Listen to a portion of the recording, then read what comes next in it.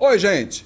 Hoje eu tô aqui de camisa laranja para falar de uma coisa que anda meio esquecida nos últimos dias, porque todo mundo só tem falado do Maduro, Maduro, só Venezuela, Maduro, se o Trump vai atacar, se o Bolsonaro vai atacar, se Maduro vai se defender, se Maduro vai cair, todo mundo só fala disso. E esse Maduro, na verdade, já ficou podre. E antes que esse assunto que eu quero falar hoje também se torne podre assim como ele, antes que as laranjas se tornem podres, elas estão maduras aqui, e antes que as laranjas se tornem podres, eu vim falar com vocês aqui sobre o caso das laranjas. Lembra do caso das laranjas? Que envolve Onyx Lorenzoni, envolve o Bolsonaro, envolve Bebiano, envolve essa galera toda, e foi falada bastante nas últimas semanas. O pessoal parou de falar um pouquinho nesse caso, mas eu quero falar mais um pouquinho, para dar mais uma esclarecidazinha, puxar um pouquinho mais desse assunto, para quem ainda não entendeu, porque ainda hoje me perguntaram como tinha sido esse negócio e que não tinha entendido ainda como tinha acontecido. Então eu estou aqui hoje para explicar para você exatamente como foi esse caso, para deixar tudo bem claro na sua cabecinha, tá bom? Assista aí, você vai entender como é que aconteceu.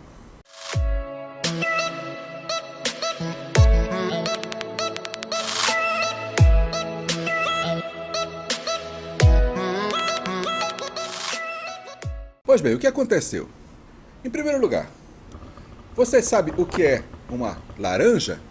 Quando se fala disso em política ou no meio dos negócios, você sabe o que é uma laranja? Bom, laranja é alguém que você coloca no seu lugar para assumir alguma coisa no seu nome, tá? Você comprou um terreno, por exemplo, aquele terreno não pode aparecer no seu imposto de renda por algum motivo escuso, ilícito, e você coloca o nome de outra pessoa nesse terreno para dizer que aquele terreno é dessa outra pessoa. Tem um caso parecido como esse aí, que aconteceu recentemente, né? Alguém que tinha um triplex, um sítio, e apareceu aí outra pessoa dizendo que era dona. Não, não é meu, é do fulano, não é meu, eu não sei. Não sei. Eu sei que aconteceu um caso como esse, não sei nem bem quem foi, mas aconteceu um negócio desse recentemente, né? Um terreno, um prédio do instituto, um sítio, um triplex, tudo de outras pessoas. Tá, isso é laranja, tá? Você já entendeu. Isso é uma laranja. Você pega outra pessoa, que não é você, e coloca alguma coisa no nome dessa pessoa para o seu nome não aparecer. É por isso que tanta gente fica perguntando assim, cadê as provas, cadê as provas? Gente, claro que não pode ter prova. O fato é exatamente esse, a pessoa pegou e escondeu uma coisa que era sua no nome de outra pessoa. Se você escondeu no nome de outro, claro que não vai estar no seu nome, claro que não vai ter escritura, claro que não vai ter contrato, porque é exatamente esse que é o crime. Ocultação de patrimônio. Colocou um laranja no seu lugar. Mas tá. Bom, isso tudo foi para esclarecer o que é uma laranja. No caso do PSL, desse partido, esse glorioso partido, que o nosso presidente ainda faz parte, o que aconteceu? Bom, em primeiro lugar, eu nunca fui muito fã do PSL, já disse isso antes, já declarei isso antes, nunca fui fã do PSL. Quando o Bolsonaro procurava um partido para poder chamar de seu, ele chegou a cogitar vários possíveis partidos, né, como eu já falei também, e acabou ficando com o PSL. Aí pareceu que era tudo muito bacana, o PSL aceitou que o Bolsonaro traçasse o plano de governo do jeito dele, sem interferir, e apareceu esse tal desse Bebiano no meio, que esse Luciano Bivar. Ah, tá, muito beleza, muito bonito, noite de núpcias, tudo muito bacana, tudo muito divino e maravilhoso. Eu nunca fui com a cara desses dois aí, principalmente. Tá? Nem desse Bivar, nem desse Bebiano. E alguns caras que foram eleitos pelo PSL também não me convencem não, tá? Alguns ex-atores, e ex-jornalistas, e ex-políticos, e uma série de figurinhas que apareceram aí no PSL, que para mim tem muito mais a ver com aproveitador do que com realmente alguém com boa vontade, mas tudo bem, o tempo dirá quem é quem.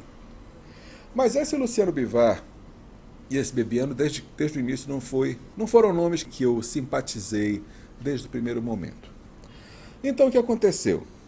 Logo no primeiro momento, quando houve ainda o primeiro turno das eleições, este Bebiano repassou uma verba para os diretórios estaduais do PSL.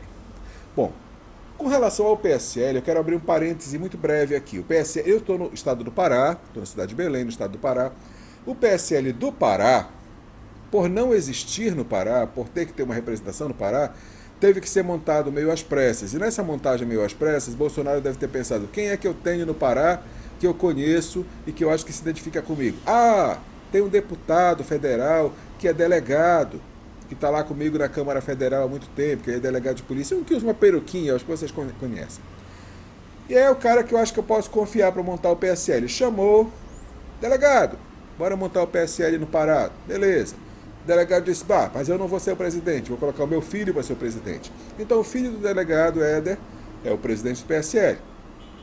O grande problema é, o delegado, apesar de ter um comportamento com relação à segurança e lutar pela segurança e pelos direitos individuais e tudo, mas na verdade tem um monte de coisinha por debaixo do tapete aí que nem sempre aparece para os olhos dos desavisados. Ele estava fazendo vários acordos com a família do que tem de pior no estado do Pará. Sabe lá no Maranhão, a família Sarney? Sabe lá no Ceará, os Gomes, da família do Ciro? Aqui no Pará tem os Barbalho. Barbalho, já ouviu falar de Barbalho?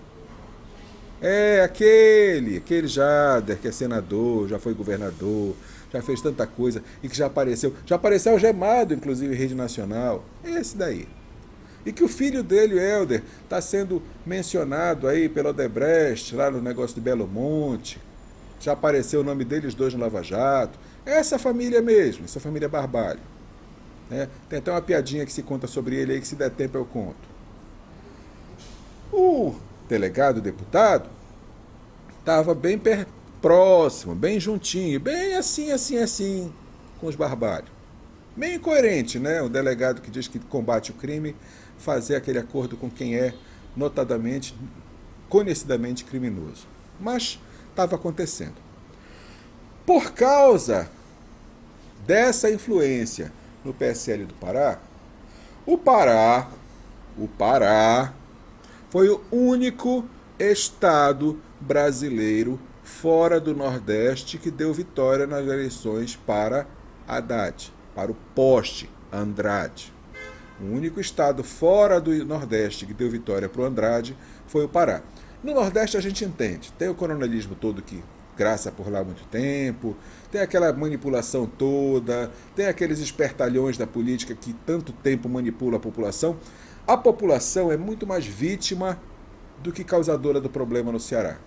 Existem os manipuladores, entre eles os Ferreira Gomes no Ceará, os Sarney no Maranhão, os Calheiros em Alagoas e tantos outros que existem, que a gente sabe, né? E que manipulam a população. Tanto que o filho do Renan foi eleito governador. Olha só, filho do Renan. Um cara que tem uns 37 processos na costa dele. E o filho dele é governador do estado. E o outro estado aí elege aquela senadora que dizia que é golpe, e que dizia que a criança no hospital podia ter sinusite e sei lá. Esse é o nível dos políticos que movimentam a política por ali, e o povo, infelizmente, é vítima pela baixa escolaridade, pela baixa instrução e pela manipulação que esse povo faz na cabeça deles. E foi exatamente no Nordeste que aconteceu esse caso dos laranjas do PSL. Foi lá que começou. Porque o tal do Luciano Bivar era presidente do diretório de Pernambuco. O Nordeste. Só para concluir a minha história sobre o PSL do Pará, no Pará foi eleito o filho do Barbalho como governador, vê se pode, filho do Barbalho governador do Pará. Que Deus tenha misericórdia de nós. Foi eleito o Barbalhão para senador mais uma vez, com o afilhado político dele como a segunda chapa do Senado. Beleza, né? E a Barbalhona ainda foi eleita para deputada também. Isso tudo por quê? O deputado, delegado, deu apoio. E dizendo ainda que tinha sido autorizado pelo nosso presidente Jair Bolsonaro para fazer isso. Assim que o presidente soube disso, desautorizou. Mas já era tarde.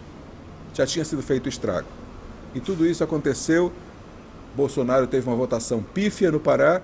Essa quadrilha, se pode chamar assim, que não é uma família, é uma quadrilha, foi eleita, está no poder, e nós estamos tendo que engolir esses sapos que não são barbudos, mas são barbários.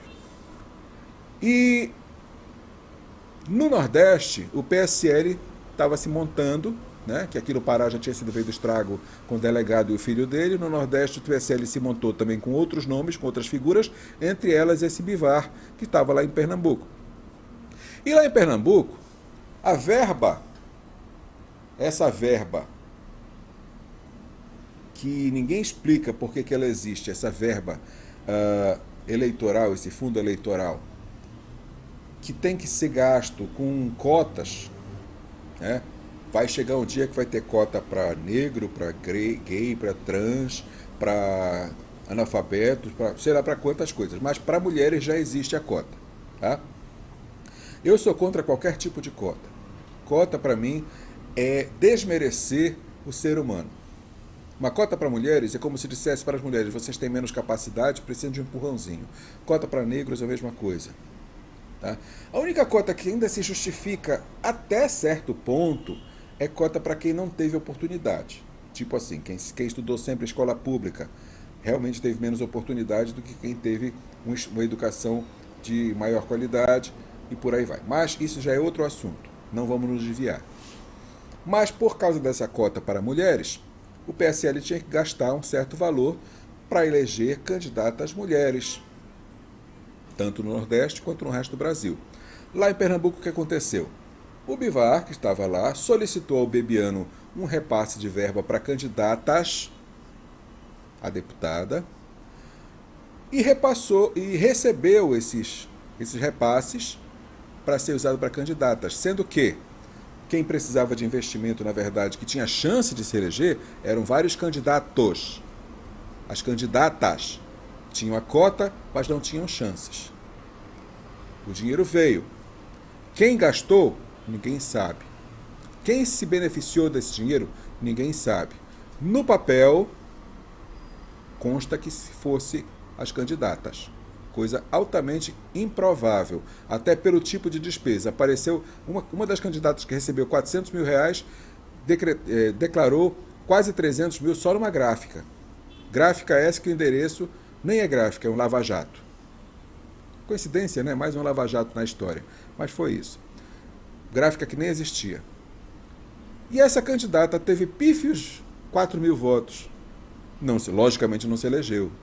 E recebeu 400 mil reais de repasse do fundo partidário.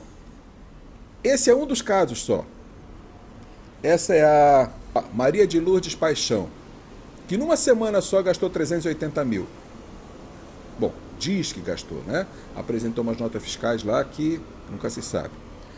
Teve uma outra, Mariana Nunes, também, que também recebeu um repasse. Mas essas mulheres, com todo respeito, dificilmente viram a cor desse dinheiro. Tá? Essas são as verdadeiras laranjas. O dinheiro foi como se fosse para elas. Eu duvido muito que tenha chegado na mão delas. Deve ter ido para a conta de algum parlamentar com mais chance de se eleger e provavelmente foi usado na campanha dele, fazendo santinho, camiseta, bandeira, sei lá o que mais. Provavelmente se elegeu, como o deputado delegado no Pará se elegeu, e as mulheres ficaram aí como as laranjas da história.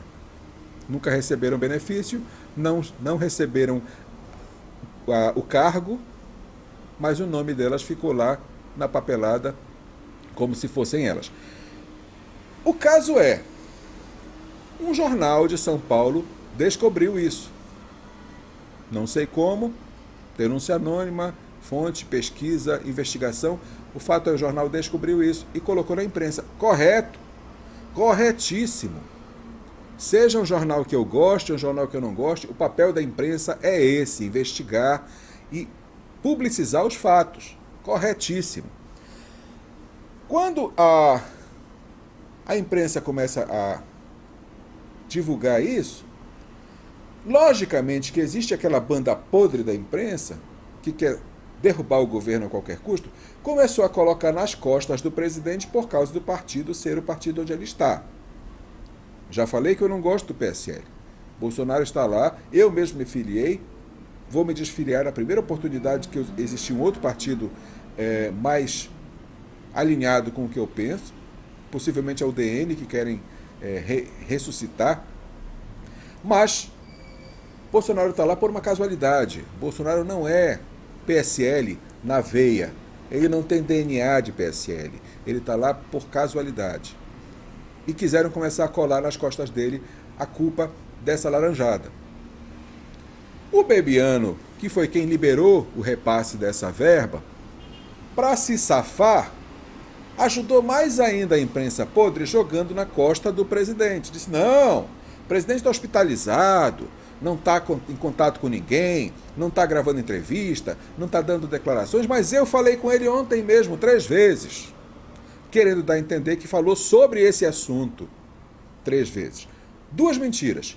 Primeiro, ele não falou 3 vezes, ele tentou falar 3 vezes, mandou áudios de WhatsApp tentando falar que não foram respondidos.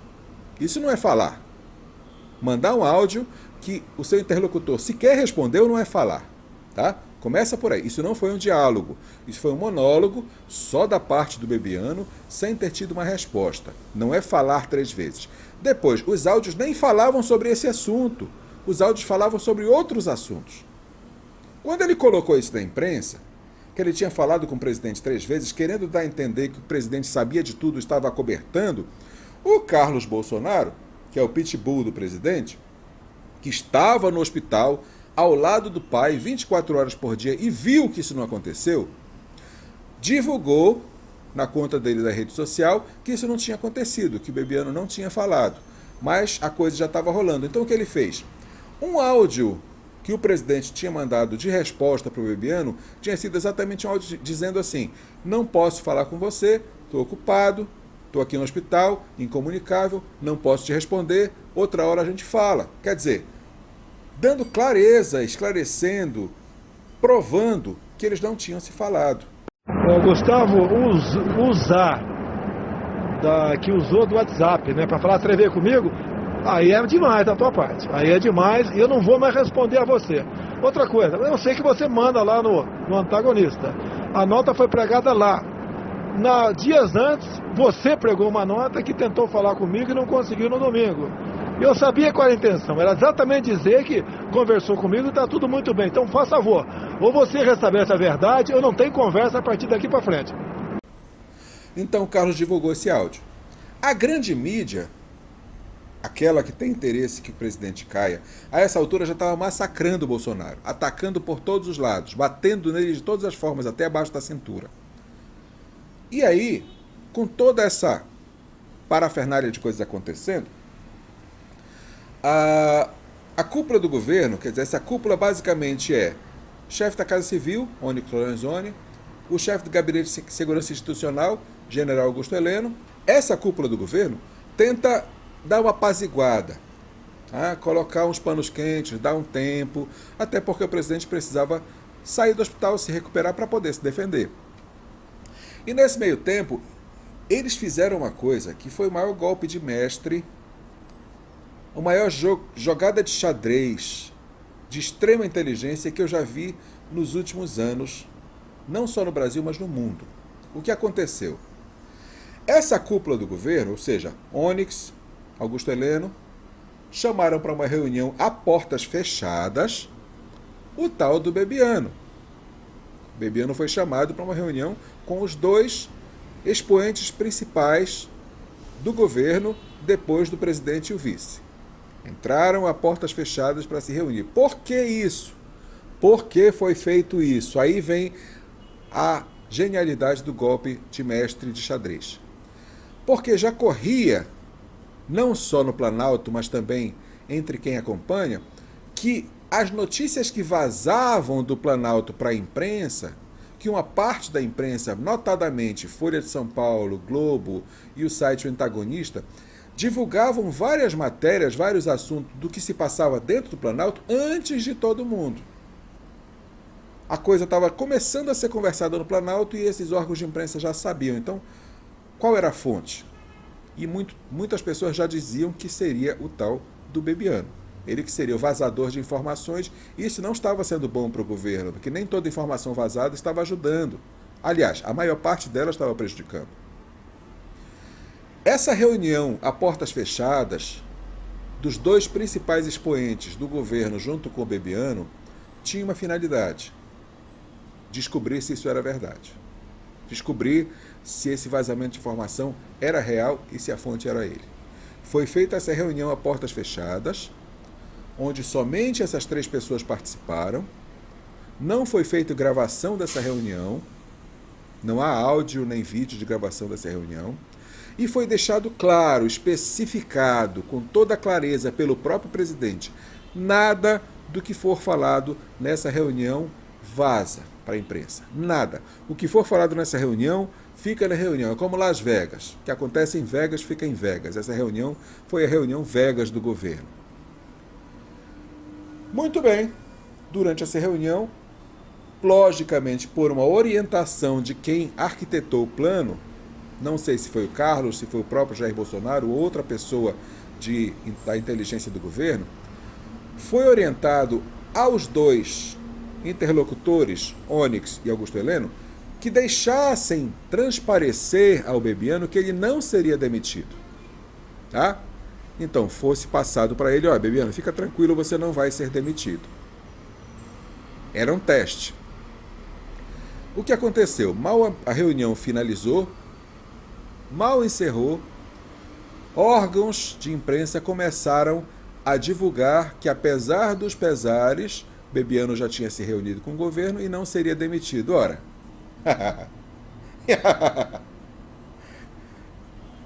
vamos e convenhamos. Uma reunião a portas fechadas, onde Onyx e Augusto não tinham o menor interesse de que a informação vazasse, aliás, tinham expressas determinações, e o conteúdo da reunião vaza. De onde foi que vazou? Fico até com uma coceira para querer descobrir. Não dá para descobrir de onde vazou isso, gente. Será possível? É muito difícil descobrir esse vazamento, né? Esse vazamento, eu acho que tem algum espião, eu acho que tem câmeras escondidas no gabinete, eu acho que deve ter algum espião, deve ter alguma mosquinha espiã por lá.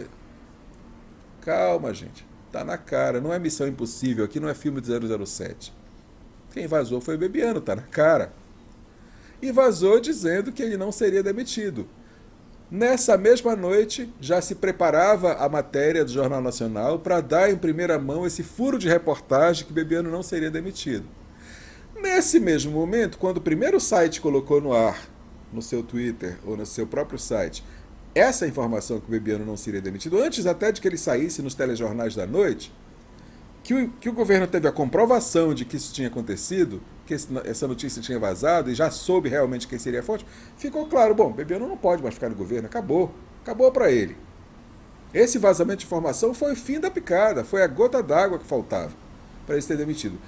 A decisão de demiti-lo ficou cristalizada e foi repassada para quem? Para quem? SBT e Record, que nessa mesma noite colocaram no telejornal a informação. O presidente Bolsonaro decidiu demitir Bebiano. Na mesma noite, com intervalo de minutos, talvez segundos, está lá William Bonner dando notícia. Bebiano foi considerado capaz e não será demitido. Ficará no governo Bolsonaro. Boa noite. E no mesmo momento está lá o repórter do SBT dizendo: Bebiano foi desmascarado, vai ser demitido. Na mesma noite, quase no mesmo instante. E aí caíram as máscaras. Caíram as máscaras de quem são os órgãos de imprensa recebendo a informação e repassando, muitas vezes em notícias falsas, fakes, e quem é que vazava. Acabou. Foi o checkmate. Foi o checkmate dessa jogada de xadrez fantástica, fabulosa que aconteceu, e o Bebiano foi desmascarado e caiu. Aí a gente entende aquela tuitada do Carlos Bolsonaro no comecinho do governo, nos primeiros dias do governo, quando ele voltou para a Câmara de Vereadores do Rio e disse: a gente dentro do palácio, ao lado do presidente, querendo que ele morra, agora mais ainda do que na época da campanha. E a gente próxima. Muita gente na época pensou: quem teria benefício disso? O vice-presidente. Mas o Mourão nunca mostrou nada desse tipo. Pelo contrário, ele mostra a lealdade de um verdadeiro general, de um verdadeiro militar.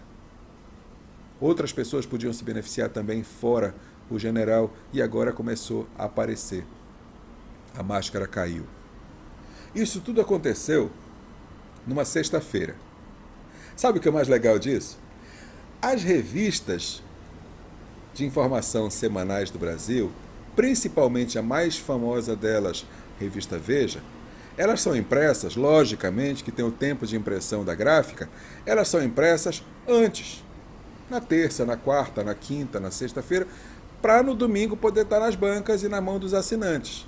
Ou seja, a demissão oficializada do Bebiano em reunião tete a tete, frente a frente com Bolsonaro, foi depois que a notícia do Jornal Nacional já tinha sido veiculada. E quando as revistas do fim de semana já estavam impressas.